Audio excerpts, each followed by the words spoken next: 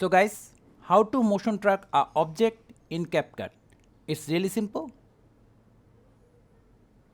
Bring the footage to the timeline.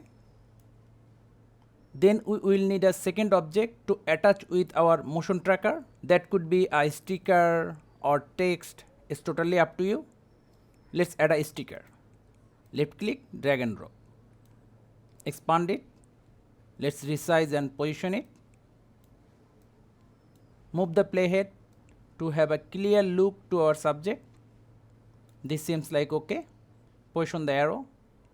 Suppose we are done with our setting. Select the second layer, then go to tracking. Select motion tracker. Position the motion tracker. Scale it. Then we have direction option here. Forward, backward. As we want to track the whole video, so we will choose the both. Then we have scale.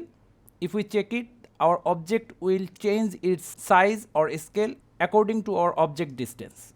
Now just click on start. This may take some time, depends on your PC configuration. So guys, that's how easily we can motion track an object in CapCut. Thank you guys for watching. Have a good day.